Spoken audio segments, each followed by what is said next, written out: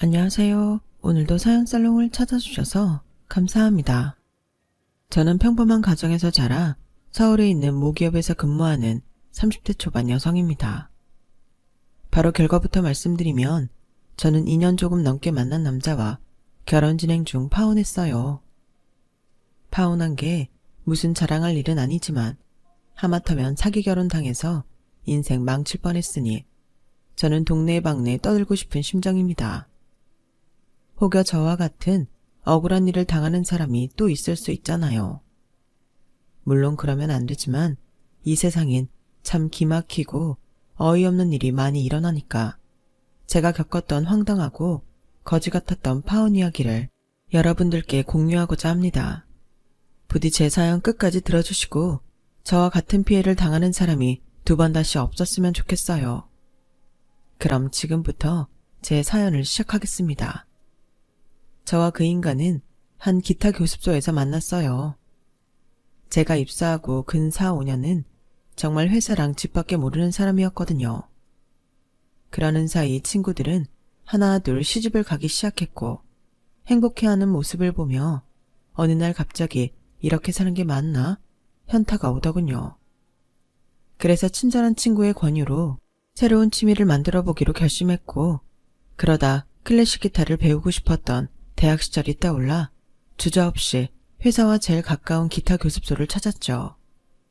이왕이면 저와 같은 직장인들이 많은 그런 곳이면 더 없이 좋겠다고 생각하면서요. 그리고 마침 그리 어렵지 않게 회사와 저희 집의 딱 중간에 한 교습소를 알게 되었는데요. 위치도 좋고 반 이름 자체가 직장인 취미반이라 저는 어떤 망설일 것도 없이 방문해서 상담하고 바로 등록을 해버렸어요. 그렇게 저는 교습소의 회원이 되었고 첫날은 수업 참관만 하기로 했는데요. 그곳에서 그 인간을 처음 보게 되었죠. 다들 고만고만한 실력이었는데 그 사람만 유독 눈에 띄게 기타를 아주 잘 쳤거든요. 그러니 저절로 눈이 갔고 사람 보는 눈은 다 똑같다고 그 사람은 그 반에서 인기가 가장 많은 그런 남자더라고요. 하지만 저는 맹세코 그 남자한테 관심은 없었어요. 저는 기타를 배우러 왔을 뿐 기타 외에는 안중이 없었죠. 하지만 저는 완전 초보였고 그렇다 보니 선생님과 친분이 많았던 그 인간에게 1대1로 배우게 되는 날이 많았는데요. 관심이라는 건 없다가도 생기는 거라는 걸 그때 알았어요. 그 사람은 참 친절했고 남을 가르치는데도 소질이 많았는데 선생님을 통해 그 사람이 저와 비슷한 또래라는 걸 알게 되었죠. 그리고 점점 시간이 지나면서 저희 둘은 가까워졌고 기타가 늘어 그 사람을 좋아하게 된 건지 아니면 그 사람이 좋아서 기타가 늘었는지 알 수 없을 정도로 저는 그 사람을 좋아하게 됐어요. 그리고 호감이 있는 만큼 따로 만나 밥도 먹고 술도 마시면서 서로에 대해 알아가곤 했는데 그닥 조건을 따지는 사람이 아니었던 제가 보기에도 그 남자는 여자들이 좋아할 만한 조건을 갖고 있더군요. 딱 하나만 빼고요. 야, 그럼 그 남자 엄마랑 단둘이 사는 거야? 그럼 안 돼. 홀시어머니 자리가 얼마나 피곤한데. 그냥 시작도 하지 마. 아직 사귀는 사이도 아닌데 무슨 시어머니 자리를 따지냐? 그냥 들어보니까 아버지 때문에 어릴 때부터 마음고생이 많았더라고. 야, 원래 집마다 사연 없는 집은 없는 거야. 저거 말하는 거 보니까 벌써 그 남자한테 빠졌네. 원래 너 같은 애가 제일 위험해. 내가? 왜? 왜긴 연애를 너무 안 해서 연애세포가 고장이 나서 그렇지. 너 연애 안 한 지 4년 넘었지? 너 지금 회사 들어가서 일만 하다가 네 전남친한테 차이고 그 뒤로 아무도 못 만났잖아. 원래 연애 오래 쉰 사람들이 이거저거 못 따져서 크게 당해. 야, 너는 친구라는 게 무슨 말을 그렇게 싸가지 없게 하냐? 그리고 그 사람 진짜 괜찮은 사람이거든. 나 말고도 기타 교습소에 좋아하는 여자들 얼마나 많은데. 학력 좋지, 직업 좋지, 사람 생긴 것도 괜찮고 기타도 잘 치고. 아이고 그래? 그래서 막 경쟁해서 그 남자를 차지하고 싶어? 최우경이 또 승부욕 하나는 끝내주지. 아씨, 아니라니까. 저는 친구의 말에 발끈했지만 친구의 말을 아주 부정할 수는 없었어요. 그 남자는 분명 탐이 날 정도로 괜찮은 사람이었고 저 말고도 호감을 갖고 있는 여자들이 많은 건 사실이었으니까요. 그래서 저 역시 그 남자가 욕심이 났고 거기에 저한테는 그 남자도 저한테 관심이 있다는 확신도 있었으니 제가 그 남자를 마다할 이유는 없었죠. 그리하여 저는 적극적으로 그 남자한테 제 마음을 고백해 저희는 연인 사이가 되었어요. 그게 이 거지 같은 일의 시작이었죠. 하지만 그때는 저도 운명적인 제 짝을 찾았다는 기쁨밖에는 없었는데요. 늘 똑같던 하루가 새삼 다르게 느껴졌어요. 회사 일에 찌들어 있던 저였는데 일하면서도 저도 신기할 정도로 여유가 생기더라고요. 그리고 남자친구가 된 그 사람은 저한테 무척이나 잘해줬고 저희들은 참 열심히도 사랑하고 또 사랑했어요. 그러니 당연히 결혼 생각도 있죠. 그 남자는 증권회사에 다니고 있었고 앞서 언급했듯 홀 어머니와 함께 살고 있었는데 저는 그다지 그런 것들이 신경 쓰이지 않았어요. 게다가 연애를 하면서 알게 된 남자친구의 지배 사연에 저는 남자친구 어머니와 잘 지내고 싶다는 생각까지 가지고 있었는데요.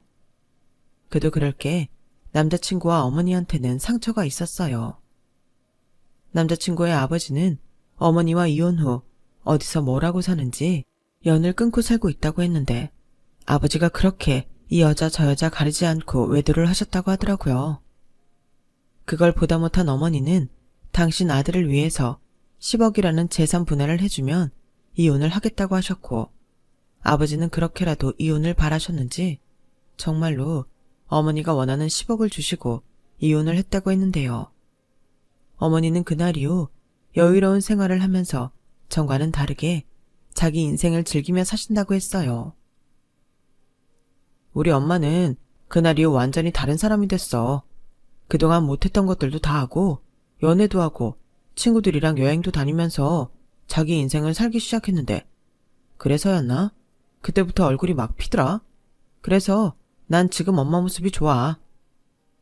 아, 그래도 어머니 진짜 멋지시다. 그래. 그런 남자한테 목을 매는 건 미련한 짓이야. 어머니 진짜 잘하셨다. 그지? 그래도 그때는 이혼 결정하는 게 쉽지 않았을 텐데 나도 우리 엄마 멋지다고 생각해. 그리고 유경이 너랑 많이 닮았어. 그래서 내가 유경이한테 끌렸나 봐. 정말? 분명 우리 엄마랑 만나면 둘이 엄청 잘 맞을 거야. 아, 그리고 이런 말 자기가 어떻게 들을지 모르겠는데 우리 엄마 진짜 알짜 부자거든. 엄마 친구분이 투자 전문가신데 이래저래 들은 정보로 투자해서 많이 버셨어. 지금 아마 통장에 못해도 20-30억은 있을걸. 물론 돈 때문은 아니지만 우리 엄마랑 잘 지내면 유경이 너한테도 콩고물 많이 떨어질 거야. 내 여자친구라고 하면 엄청 잘해주거든. 뭐야, 그렇게 소개한 여자가 나 말고도 많았던 거야? 아니. 우리 엄마가 그렇게 자주 말했거든. 여자친구 데려만 오면 엄마가 엄청 물심양면으로 잘해줄 거라고 했어. 그리고 맹세코 우리 엄마한테 소개하고 싶은 마음이 들었던 여자는 유경이 네가 처음이야. 그래서 하는 말인데 이번 주 토요일 저녁에 우리 집에서 저녁 먹지 않을래? 저는 남자친구였던 그놈의 말에 가슴이 설레었어요. 그때는 아직 남자친구를 만난 지 1년이 조금 넘었을 때였는데 그 말이 무슨 프로포즈처럼 느껴져서 표정 관리가 안 되더라고요. 그리고 그 주 토요일에 저는 처음으로 남자친구 집에 저녁을 먹으러 갔죠. 그렇게 도착한 남자친구의 집은 생각했던 것보다는 평범한 주택이었는데 식구가 될 뿐이니 그럴 수 있다고 생각했어요. 그리고 남자친구 어머니의 첫인상은 남자친구 말대로 정말 좋았는데요. 어서 와요. 세상에나 내가 드디어 우리 아들 여자친구 얼굴을 다 보네. 나는 얘가 하도 집에 여자를 안 데려오길래 인기 엄청 없는 줄 알았다니까. 엄마, 무슨 그런 말을 내 여자친구한테 해. 아들 자랑을 해야지. 자랑? 네가 자랑할 게 뭐가 있어? 난 오히려 우리 아들 만나줘서 너무 고마운데. 유경 씨라고 했나? 정말 고마워요. 유경 씨가 내 은인이야. 얘 좀 빨리 내 집에서 데리고 나가줘요. 어머니, 말씀 편하게 하세요. 그리고 희철 씨, 여자들한테 인기 많아요. 제가 경쟁자들 다 물리치고 차지하느라 애 좀 먹었는걸요. 이런 잘난 아들 낳아주셔서 제가 더 감사합니다. 어머, 뭐야. 나 감동받았잖아. 세상에나. 정희철, 너 다시 봤다. 어디서 이런 아가씨를 다 만났어? 어서 와요. 아니지. 나 지금부터 말 놓는다. 새우 좋아해? 대하가 요즘 제철이라고 해서 내가 왕창 사왔거든. 저 새우 엄청 좋아해요. 어머, 그래? 우리 진짜 잘 맞는다. 그래, 그럼 오늘 아주 배 터지게 먹어보자고. 정희철, 너는 가서 소주 사와. 엄마, 무슨 소주를 사오라고 해? 왜? 새우에는 소주가 딱인데. 아, 유경이 너 소주 못 마시니? 아니요, 없어서 못 마시죠. 저 소맥도 진짜 잘 말아요. 그래, 너 진짜 마음에 든다. 아들 들었니? 소주랑 맥주랑 양껏 사와라. 저는 그날 남자친구 어머니와 술잔을 기울이며 둘도 없는 베프가 되었어요. 그리고 그날 이후로도 종종 남자친구 집에 가서 놀기도 하고 밖에서 남자친구 빼고 어머니와 둘만 만나 영화도 보고 쇼핑도 하면서 친하게 지냈는데요. 그래서 저는 남자친구와 결혼하면 고부 갈등, 뭐 그런 건 모르고 살 거라고 장담했어요. 그리고 그때부터는 하루라도 빨리 남자친구와의 결혼을 바라게 됐는데요. 그때 이미 제 나이가 32살이었고 남자친구는 34살로 결혼에 관심이 많을 때였어요. 그렇게 연애 2년을 채워갈 무렵 저희 집에서 먼저 결혼 이야기가 나왔고 남자친구와 어머니는 기다렸다는 듯 당연히 결혼을 해야지 하며 날을 잡자고 하시더라고요. 그렇게 상견례 날을 잡았어요. 그리고 상견례 전 이젠 예비 시어머니가 된 어머님이 저와 남자친구한테 보여줄 것이 있다며 어디 좀 같이 가자고 하셨는데 저는 그곳에 가서 깜짝 놀라고 말았죠. 그곳은 지은 지 얼마 되지 않은 테라스에 정원이 있는 최고층 아파트였거든요. 어때? 내가 니들 신혼집으로 생각하고 있는 매물인데 뷰도 좋고 평수도 넓어서 괜찮을 것 같거든. 근데 아무래도 당사자 의견이 가장 중요하니까 니들한테 물어보고 계약하려고. 어머니, 이걸 저희한테 신혼집으로 주시려고요? 너무 좋지만 부담되실 것 같은데. 부담? 어머머, 얘가 지금 나한테 뭐라고 하니? 이 정도는 내가 그냥 해줄 수 있는 수준이야. 저기 강남은 20억이다 30억이다 부르는 게 값인데 그 정도는 못 해줘도 여기 정도는 해줄 수 있어. 엄마, 이거 진짜 사줄 거야? 나 완전 좋아. 엄마 최고. 흐이그, 그래. 우리 아들 장가 보내는데 엄마가 이 정도는 해줘야지. 유경아, 나는 그렇게 생각한다. 시작이 남들이랑 달라야 사는 것도 달라지는 거야. 내가 이 정도 힘을 썼으니 나머지는 우리 며느님이 여기 수준에 맞춰서 채워줄 수 있지? 우리 유경이는 안목도 좋고 센스도 있으니까 여기가 어떻게 꾸며질지 엄청 기대된다. 아, 네. 저는 예비 시어머니의 말을 듣고 좋기도 했지만 마음이 무거웠어요. 듣기로 그 아파트 거래가가 10억이 훌쩍 넘었는데 시어머니 말처럼 그곳을 어떻게 채워야 할지 머릿속이 하얗게 되는 것 같더라고요. 저희 부모님은 두 분 다 공무원으로 집에 여유가 없지는 않았지만 예비 시어머니의 재력에 비하면 명함도 내밀지 못하는 수준이었어요. 그래서 차라리 집을 좀 저렴한 걸로 했으면 하는 생각도 있었는데 저도 사람인지라 그 아파트가 좋아 보이긴 했죠. 예비 신랑도 이미 그 집의 마음을 모두 뺏긴 상태라 다른 매물은 보려고도 하지 않았어요. 그래서 제가 가진 모든 자본을 털고 부족한 건 저희 부모님께 도와주십사 부탁을 드렸는데요. 제가 장녀라 저희 부모님도 저희 집 개혼인 만큼 어느 정도는 생각하고 있었다며 최대한 맞춰보자고 하셨어요. 그렇게 저희는 결혼 날짜를 잡기 위해 상견례를 진행했고 제가 늘 봐오던 대로 예비 시어머니는 유쾌하게 상견례 자리를 리드하셨는데 그날은 날이 날이니만큼 예민한 이야기도 많이 나왔어요. 특히 돈 얘기가 그랬죠. 참, 이렇게 만나서 좋은 얘기만 하고 헤어질 수 있으면 좋겠는데 어쩔 수 없이 애들 결혼 얘기를 하려면 돈 얘기를 안 할 수가 없네요. 청렴하신 공무원 사돈 앞에서 제가 돈 얘기를 꺼내는 게 좀 민망한데 양해 좀 구하겠습니다. 그나저나 따님한테 들으셨는지 모르겠는데 제가 시세 10억이 넘는 아파트를 애들 신혼집으로 사주려고 해요. 네, 저희도 들었습니다. 정말 감사하긴 한데 시작부터 그런 큰 도움을 받는 게 과연 괜찮을까 싶긴 해요. 사부인께도 너무 부담이 되실 것 같고. 아닙니다. 부담은요. 오히려 제가 돈 있는 거 주변에서 다 아는데 그 정도도 안 해주면 싼순이라고 욕먹죠. 그래도 저만 생각할 수 없어서 처음엔 애들도 그렇고 사돈께서 부담을 느끼지 않을까 걱정을 많이 했는데 집값이라는 게 그렇잖아요. 하늘 높은 줄도 모르고 계속 오르는 게 오죽하면 오늘이 제일 싸다는 말이 있겠어요. 그래서 어차피 애들도 집을 사야 할 테고 그러면 하루라도 빨리 사는 게 이득이라는 생각에 그냥 그 아파트를 사주기로 했습니다. 지금처럼이면 그 아파트도 많이 오를 거예요.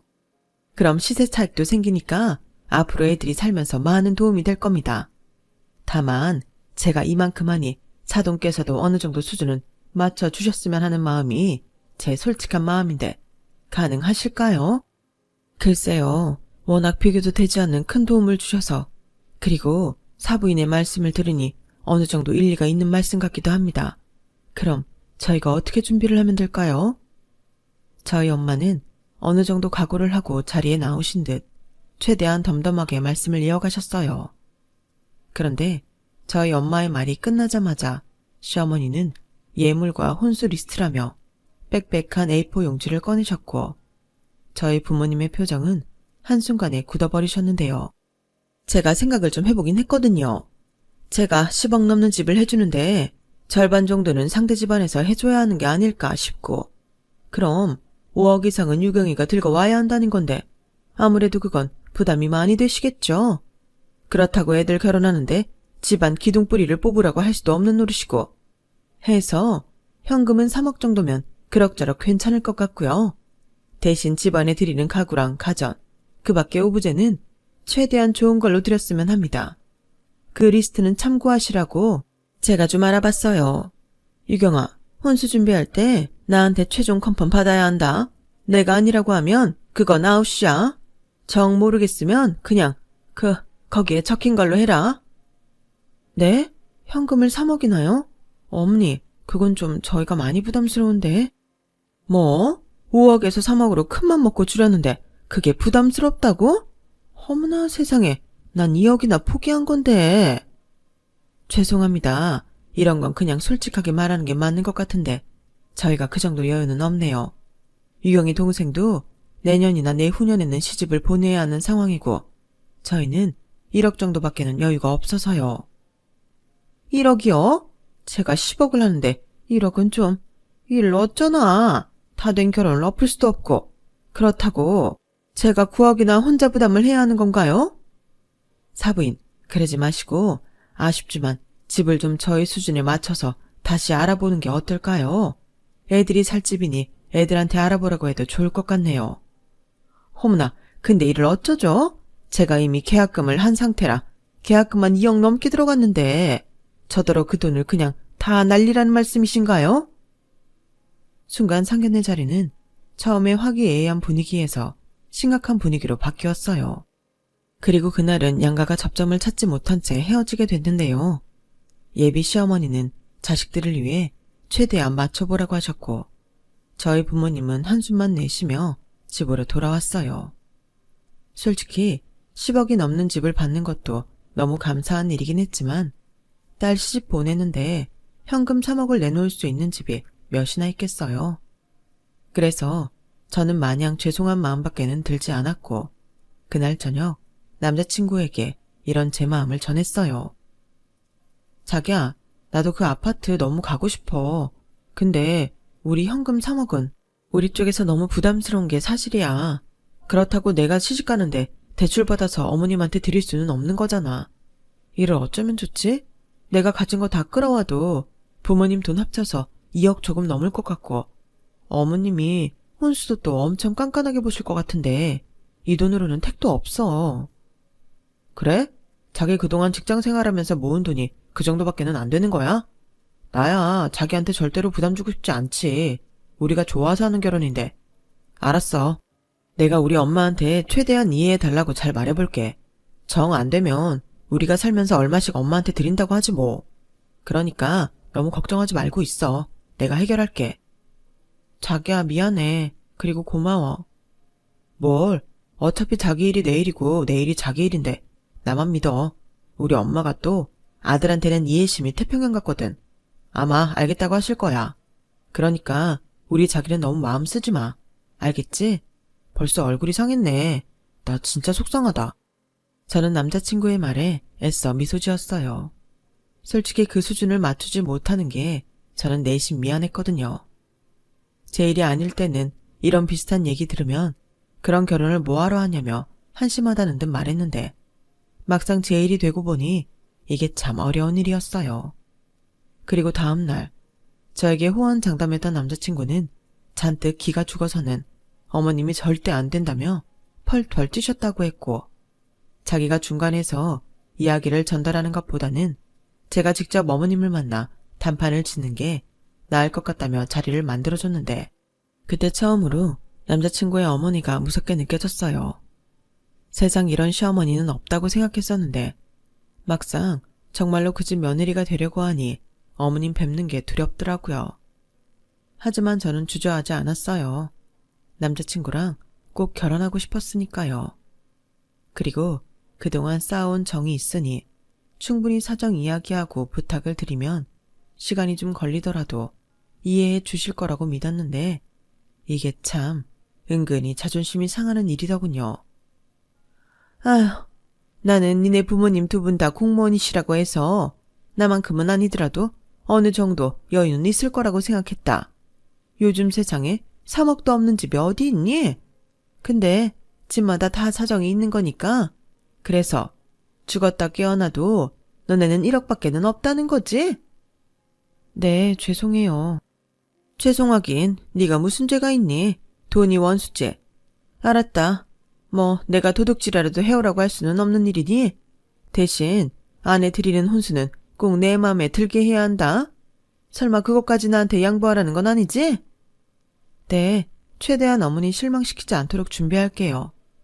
그래, 어차피 그것들 전부 니들이 쓰는 거지 않니? 나는 뭐든 처음부터 좋은 걸로 사서 오래 쓰는 게 남는 거라고 생각해. 그리고 내가 굳이 현금 3억을 바랬던 건 솔직히 돈이 중요한 게 아니고 너 생각해서 그런 거다. 내가 10억 넘는 집을 해주는데 네가 꼴랑 1억 들고 와봐라. 너 앞으로 내 앞에서 당당하지 못할 거야. 난 유경이 네가 씩씩하고 당당해서 좋은데 그깟 돈이 뭐라고. 네 기가 팍 죽어서 내 말에 깨갱하고 있니? 그리고 이런 말 해서 좀 그런데 우리 친척들이 좀 그래. 따질 거 다 따지고 비교하고 아주 난리도 아니야.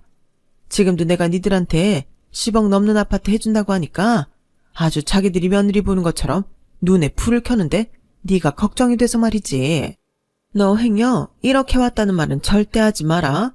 그냥 내가 네 집에서 현금 5억 해왔다고 말할 거니까. 네? 그래도 그건 어차피 뭐 자기네들이 내가 얼마 받았는지 확인할 것도 아니잖아. 그래야 듣기 싫은 말이 안 돌아. 네가 이해해. 어차피 너도 이제 내 식구 될 건데 알 건 알아야지. 그리고 이건 정말 내가 높아심에서 하는 말인데 난 너 절대 시집살이 시킬 마음 없다. 근데 사람이 오해하려고 들면 하나부터 10까지 다 그렇게 보이는 법인데 이렇게 한쪽이 너무 기우는 결혼을 하면 내가 너한테 뭐라고 했을 때 다 시집살이처럼 느껴질 수 있어. 난 그건 정말 피하고 싶다. 그러니까 앞으로도 예전처럼 너 할 말 다 하고 그랬으면 좋겠다는 말이야. 괜히 돈도 못 해와서 찍소리도 못하고 그러지 말라고. 내 말 무슨 뜻인지 알겠니? 어머니, 그런데 말씀이 좀 이상한데 혹시 지금 화나셨어요? 응? 화났냐고? 아니. 근데 왜 말씀을 돈도 못 해와서 찍소리도 못한다고. 아, 그냥 표현을 하자면 그렇다고. 이 봐봐. 벌써 우리 소통에 문제가 생겼잖아. 나는 이럴까봐 걱정해서 그런 거야. 넌 내 마음을 모르니? 내가 널 얼마나 이뻐하는데. 그냥 너희 부모님이 능력도 있으니까 2억 정도는 대출 받으셔서 3억 맞춰주시면 이럴 것도 없을 것 같고 아쉬워서 그런다. 아, 그렇다고 내가 꼭 대출을 받으시라는 건 아니다. 난 어차피 그 돈 없어도 아무 지장이 없는 사람이라 괜찮아. 예비 시어머니는 말을 계속 그렇게 돌려가며 이상하게 하셨어요.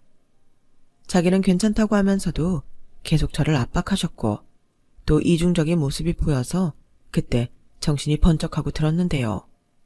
계속 이런 식이라면 남자친구가 아무리 좋아서 하는 결혼이라고 해도 제 결혼 생활이 평탄치 않을 것 같았어요. 그리고 아마도 그때 되면 제가 돈을 1억밖에 못 해와서 그렇다고 말씀하실 게 뻔히 그려졌는데요. 그래서 마음은 아프지만 결심을 했어요. 파혼을 하기로요.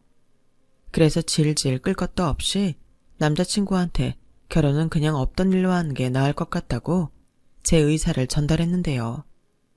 남자친구는 이를 절대 받아들일 수 없다며 난리가 났어요. 거의 울 것 같은 얼굴로 저를 붙잡는데 그때는 정말 마음이 무너져 내리는 것 같더라고요. 하지만 서로 안 좋은 얼굴 보고 끝내느니 이게 나을 것 같았고 그날 이후 제 핸드폰에 남자친구의 번호가 불이 나게 울렸지만 울리는 전화를 애써 받지 않았어요. 그러자 남자친구는 저희 부모님이 일하는 곳까지 찾아가 매달리기 시작했는데 그때까지 영문을 모르던 저희 부모님은 당황하셔서는 저한테 어떻게 된 일인지 물으셨어요. 아무래도 그 조건 다 맞추기는 어려울 것 같고 그쪽 어머니는 말은 괜찮다고 하지만 계속 바라시는 것 같아서 그냥 희철 씨한테 헤어지자고 했어. 뭐? 넌 그런 결정을 했으면 엄마랑 아빠한테 얘기를 했어야지. 그게 나도 마음 추스릴 시간이 필요해서 미안해. 아빠 미안. 너 말은 그렇게 해도 미련이 남아서 그러는 거 아니고? 에휴, 있는 집에 딸 자식 시집 보내기가 왜 이렇게 어려워. 너 돈 때문에 그러는 거면 그냥 결혼해라. 아빠가 대출을 받든 시골에 있는 선산을 팔든 그 돈 마련해 볼 테니까 너는 너 좋아하는 남자랑 결혼해. 여보, 선산을 팔면 어떡해. 그래 아빠, 나는 그렇게는 결혼하고 싶지 않아. 유정이는 또 어떻게 하려고. 유정이도 결혼 얘기 나오고 있잖아. 그냥 내가 현실적으로 생각하니까 파혼이 맞아. 결혼은 현실이잖아. 유경아, 그래도. 엄마, 나 괜찮아. 지금은 좀 아프긴 한데 금방 괜찮아질 거야. 엄마 큰딸 씩씩한 거 몰라? 저는 애써 저희 부모님 앞에서 괜찮은 척 했어요. 하지만 머리로는 쉬운데 마음 돌리는 건 여간 어려운 일이 아니었어요. 솔직히 이미 제 속은 속이 아니었죠. 특히 남자친구가 매달리는데 그걸 외면하는 게 너무 힘들었죠. 그리고 일주일 정도가 지났을까? 남자친구 어머니가 저한테 얼굴 한번 보자고 문자를 보내셨고 남자친구 빼고 둘만 보자고 하시는데 솔직히 그때는 떨리더라고요. 하지만 마무리는 잘 지어야겠다는 생각으로 저는 알겠다고 하고 퇴근 후 그 자리를 나갔어요. 그리고 그렇게 1대1로 뵙게 된 남자친구 어머니는 여전히 인자한 모습으로 저를 맞아주셨는데요. 그리고는 제 손을 잡으시더니 저한테 모든 걸 맞춰줄 테니 예정대로 결혼식을 올리라고 하시더군요. 나는 네가 우리 아들한테 헤어지자고 했다고 해서 농담하는 줄 알았다. 아니, 내가 다 괜찮다고 했는데 왜 그랬어? 자존심 때문에 그랬니? 아니, 제가 많이 부족해서요. 그리고 저 결혼하자고 저희 부모님한테 부담드리는 것도 싫고 그래서. 장녀라 그런가 속이 아주 깊네. 부모님 생각하는 마음이 아주 끔찍해. 부모님이 잘 키우셨다. 그런데 나는 좀 서운하다. 내가 그렇게 너 오해하지 말라고 설명을 다 했는데 내 마음은 몰라주는 거야. 그래서 생각해봤는데 난 이제부터 일절 결혼에 있어서 터치하지 않으마. 그러니까 이제부터는 네가 알아서 해. 네? 그게 무슨. 말 그대로야. 니네가 1억을 주면 1억만 받을 거고 5천을 주면 5천만 받겠다고. 그리고 이제 내 눈치 보지 말고 네가 하고 싶은 대로 하라고. 어차피 네가 쓸 집이고 살림 아니니? 어때? 이러면 부담 가진 거 해결이지? 어머니, 그래도 뭐 내가 이 이상 더 맞춰줄 게 있니? 나는 이미 널 내 며느리라고 생각해. 근데 이렇게 엎어버리면 나는 어쩌니? 난 돈보다 사람이 더 중요한 사람이다. 너도 들어서 알 거 아니야. 내가 어떻게 이혼했는지.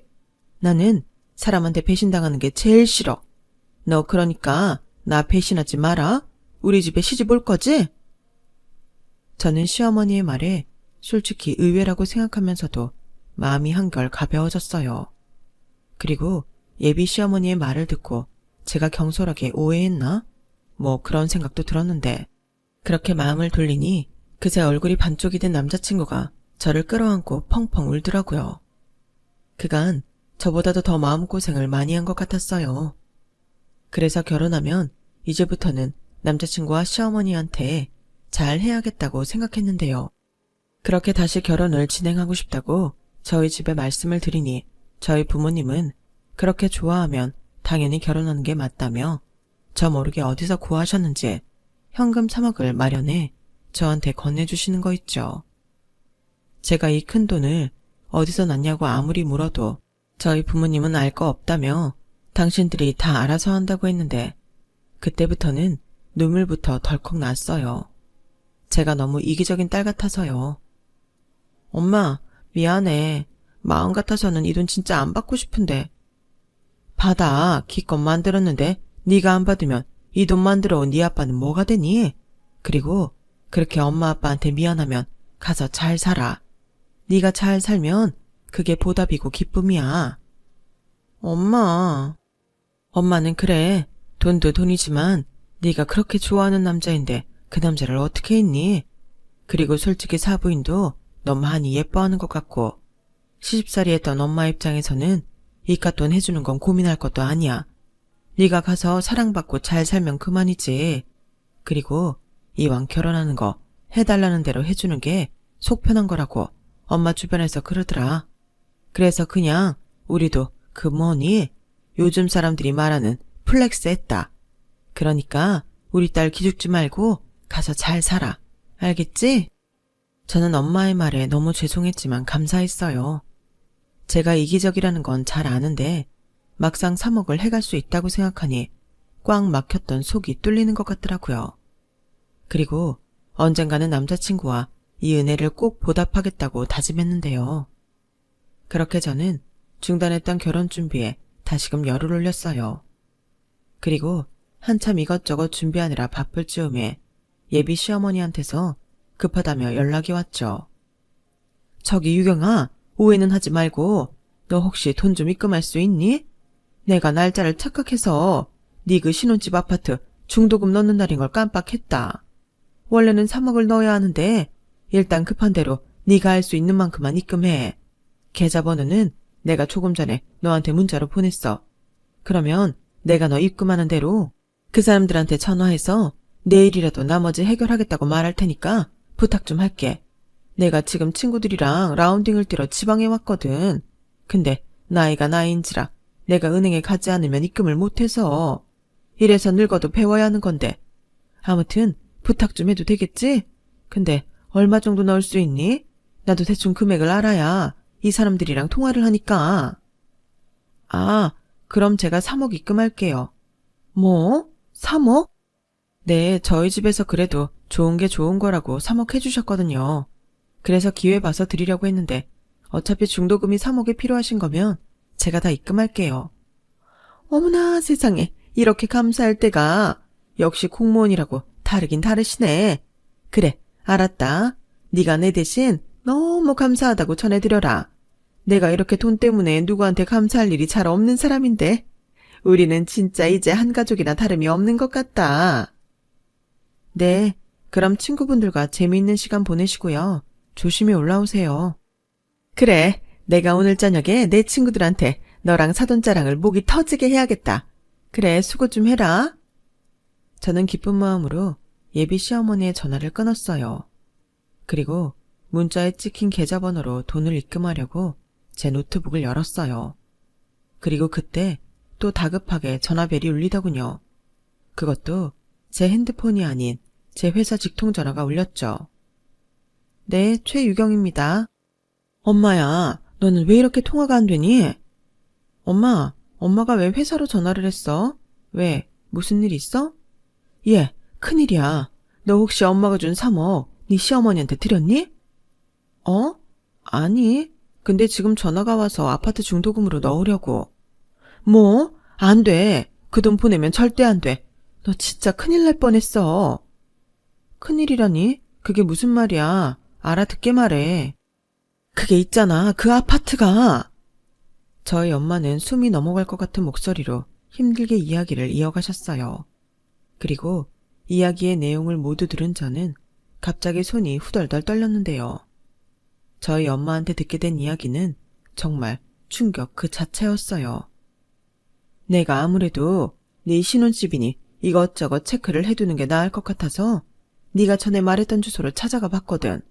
그리고 거기 분양 담당자한테 니네 집 동이랑 호수를 말했더니 세상에나 거기 지금 가계약만 되어 있는 거라고 하더라. 오늘 계약금 들어오는 날이라 안 그래도 기다리고 있었다고 하는데 아무래도 이상하잖아. 우리한테는 계약금만 2억 넘게 들어갔다고 했으니까. 근데 내가 거기서 누굴 봤는지 아니? 글쎄 니네 시어머니 될 사람이 친구들이랑 거기에 있더라. 뭐? 어머님이 거기 있다고? 나한테는 친구들이랑 라운딩 뛰러 지방에 있다고 하셨는데? 그러니까 그 여자가 그러더라. 너는 지금 자기가 지방에 있는 줄 안다고. 그리고 네가 계약금 전액을 입금할 거라고 여기에 왔어. 근데 그 여자가 내가 여기 있는 줄 모르고 뭐라고 했는 줄 아니? 세상에 기가 막혀서 명의는 자기랑 자기 아들 공동명의하고 자기 사는 집 팔아서 1차 중도금 넣고 대출받아서 잔금 넣으면 합가해서 살 거라고 하더라. 나머지는 전부 대출이고 너랑 자기 아들한테 갚으라고 할 거란다. 이거 사기야. 너가 혼수해 가면 일부는 되팔아서 자기 주머니 채울 생각까지 하고 있는 여편네더라고. 너 그 돈 보내면 안 된다. 이 결혼은 절대 안 돼. 저는 엄마의 말을 듣고 믿기지 않았어요. 세상에, 이건 단순히 사람을 속이는 것도 아니고 그냥 사기잖아요. 게다가 어떻게 자기 아들과 며느리 될 사람을 속일 생각을 할 수가 있는 건지. 저는 곧장 회사 조퇴를 하고 남자친구를 찾아갔어요. 만약 남자친구도 이 사실을 알고 있었다면 파혼도 파혼이지만 도저히 용서할 수 없었죠. 사실 저는 저희 집에서 3억을 받고 너무 기뻐서 가장 먼저 남자친구한테 말을 했는데 일이 이렇게 되고 그게 여간 마음에 걸리는 게 아니었어요. 아무래도 예비 시어머니가 제가 3억을 줄 수 있다는 걸 알고 꾸민 일 같았어요. 자기야, 나 지금 자기 회사 로비에 있어. 지금 당장 나와. 뭐? 우리 회사에 왔다고? 왜? 무슨 일 있어? 있으니까 여기까지 왔지. 자기 어머니한테 내가 3억 드릴 수 있다고 말씀드렸니? 아무래도 엄마가 들으면 기뻐할 것 같아서 말했지. 왜? 그러면 안 되는 거였어? 됐고, 자기 조퇴한다고 하고 당장 나와. 우리 갈 데 있어. 왜 그래? 나 지금 자리 비우면 안 되는데. 그렇게 급해? 우리 파혼해야 하거든. 뭐? 남자친구는 제 말에 깜짝 놀라더니 신발도 갈아 신지 못한 채 슬리퍼를 신고 나왔어요. 그리고 저는 재빨리 저희 엄마와 그 아줌마가 있는 아파트로 향했는데요.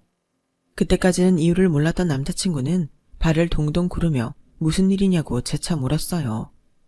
그리고 도착한 저는 저희 엄마와 함께 저희 신혼집이라고 믿었던 그 집으로 향했고 그곳에서 문제의 아줌마와 그 친구들을 마주했는데요. 저를 보고 귀신을 본 사람처럼 놀랐던 그 아줌마는 말까지 더듬으며 태연하게 연기를 했어요. 니들이 여긴 어떻게 왔니? 근무 시간일 텐데. 그리고 사돈은 또 여긴 어떻게? 제가 말이죠. 여기 왔다가 이상한 소리를 들어서요. 애들이랑 같이 알아야 할 것 같아서. 무슨 이상한 소리를 들었다는 거죠? 저는 도통 모르겠네. 어머니, 근데 저한테는 아까 지방에 내려가셔서 중도금 못 넣는다고 대신하라고 하지 않으셨어요? 근데 왜 여기에 계세요? 그게 가다가 사정이 생겨서 다시 왔어. 내가 너한테 전화했을 때는 막 출발했을 참이었거든. 이미 출발했는데 차를 돌릴 수도 없고. 그래서 그렇게 말했는데 이 친구가 일이 생겨서 다시 왔지. 너 3억 입금했니? 왜요? 가계약한 건 날아갈까봐 입금했는지 궁금하세요? 세상에나 어떻게 그러실 수가 있어요. 그래요. 다른 사람도 아니고 자기 자식이랑 며느리 될 사람한테. 아니 사돈 왜 그러세요? 제가 뭘 어쨌다고요? 저 여기서 다 들었어요. 꼴랑 가계약금으로 10만 원 거셨다고요? 그리고 오늘이 정식 계약 날이고요. 그런데 그 계약금을 저희 딸이 입금하는데 지금 사시는 집 팔아서 도둑 합가 하실 생각이셨죠? 거기에 나머지는 대출이고 명의는 제 딸만 쏙 빼고요. 세상에 이런 결혼이 어딨습니까? 장모님, 그게 무슨 저희 엄마가 왜 합가를 해요? 장모님이 뭘 잘못하시는 거 아니세요? 잘못? 나도 내가 잘못 들은 거면 좋겠네. 자, 이거 봐. 이 결혼은 없던 일로 합시다. 저희 엄마는 자신의 핸드폰을 그 사람한테 내밀었어요. 그리고 그 핸드폰 속엔 저희가 오기 전 저희 엄마가 찍은 그 아줌마와 친구의 대화 장면이 고스란히 찍혀 있었는데요. 그 동영상을 보고 있으니 참, 저도 너무 어이가 없더라고요. 좌우간 칸도 커. 세상에 어떻게 그런 생각을 다 했지? 그러다 자기 아들이랑 며느리가 알고 결혼 무른다고 하면 어쩌려고 그래? 그래서 내가 애들 혼인신고할 때까지 니네 집에 있는다고 하잖아. 그 전에 최대한 구워 삶아서 도장 찍게 만들어야지. 이미 혼인신고 다 했는데 쟤들이 그때 돼서 뭘 어쩔 거야? 그래도 대출 받아야 하는데 아들 몰래 괜찮겠어. 우리 아들이 내가 말하는 건 전부 다 그런 줄 알잖아. 아파트 서류해야 한다고 하면 그냥 그런가 보다 할 거야. 은행 갈 때는 출장 가서 못 온다고 내가 대리인으로 가려고. 이미 법무사랑 말 다 맞춰놨어. 세상에나 자기 진짜 나쁘다. 등칠 사람이 없어서 아들 며느리 등을 치냐? 무슨 말을 그렇게 해. 그냥 내가 살짝 신세를 좀 지려는 것뿐이지. 요즘 애들이 부모 모시고 살라고 하면 그런다고 해. 그래도 내 집 팔아서 여기 보태고 갈 데 없어서 왔다고 하는데 그때 지들이 날 어쩌겠어. 진짜 못 말려. 그래서 대출은 얼마나 받는 건데? 한 7억? 예전에는 90%까지 대출이 나왔다고 하는데 요즘은 그것밖에는 안 된다고 하더라. 그래도 저쪽 집에서 3억 해준다고 해서 다행이지. 어차피 내 집은 담보대출 받은 것 때문에 팔아도 1억도 못 건지는데. 그러게 자기 생활비 대출 받고 그 화장품 사업인가?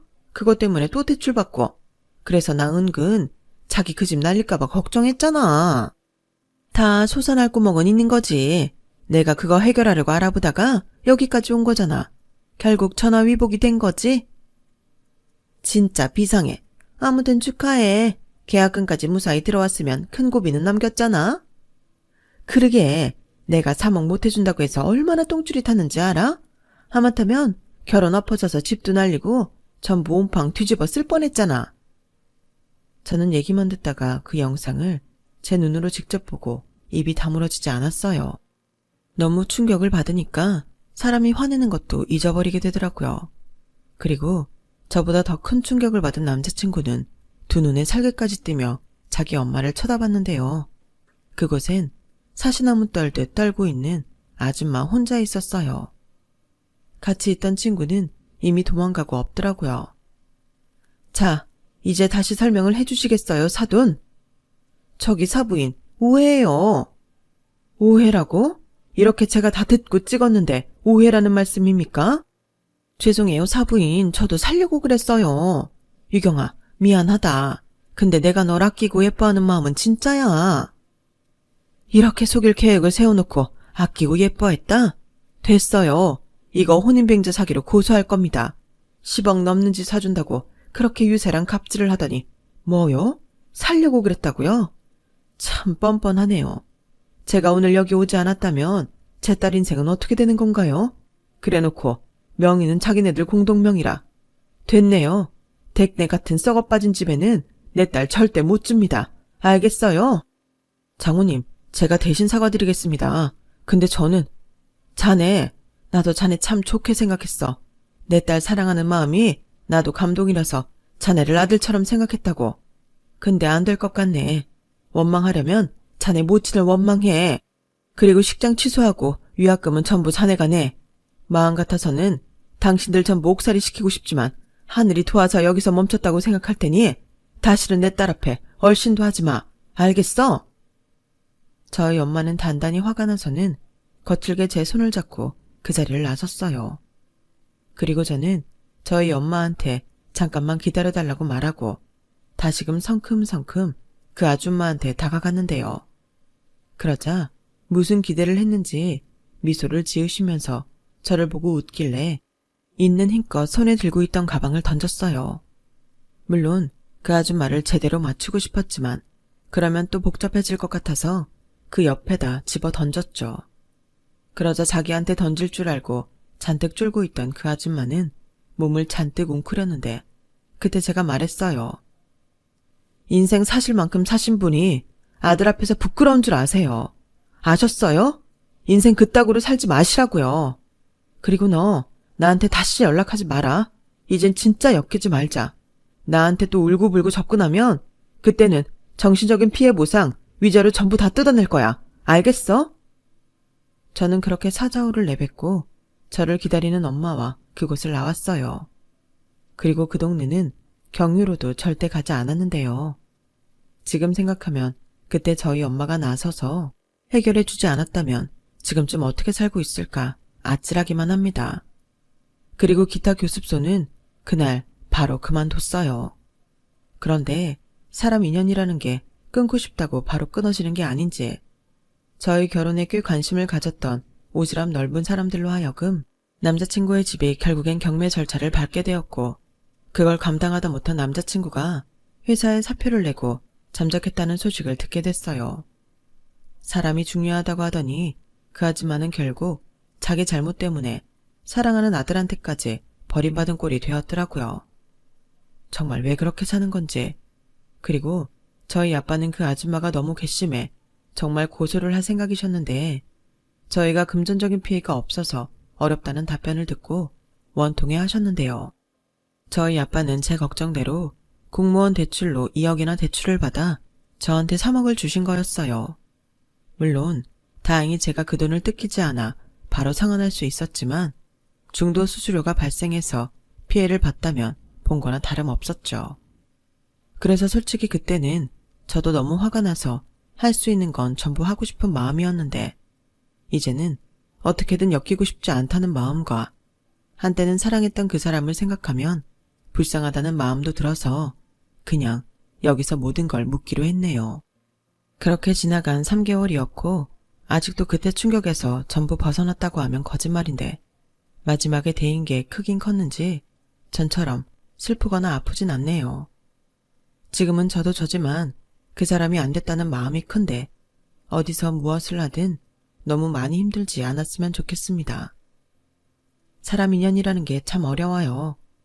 당사자 둘만 좋으면 되는 건 줄 알았는데 현실은 그게 또 아니더라고요. 그래도 가장 중요한 건 역시 사람일 텐데 여러분들은 저처럼 뒤통수 맞지 않고 정상적인 방법으로 사랑하는 사람과 함께 하실 수 있었으면 좋겠습니다. 제 파혼 이야기는 여기까지예요. 아마도 지금의 일에서 벗어나 새로운 인연을 만나기까지 꽤 많은 시간이 걸릴 것 같은데 그때는 부디 진짜 제 인연을 만날 수 있기를 간절히 바라는 바입니다. 그럼 지금까지 제 사연 들어주셔서 대단히 감사드리고요. 언제나 건강하시고 행복하세요. 나쁜 사람보다 좋은 사람들이 더 많은 세상이 되었으면 좋겠네요. 여러분, 사연 댓글에 응원과 현명한 조언 부탁드려요. 좋아요와 구독은 저에게 큰 힘이 됩니다. 오늘도 좋은 일 가득하세요.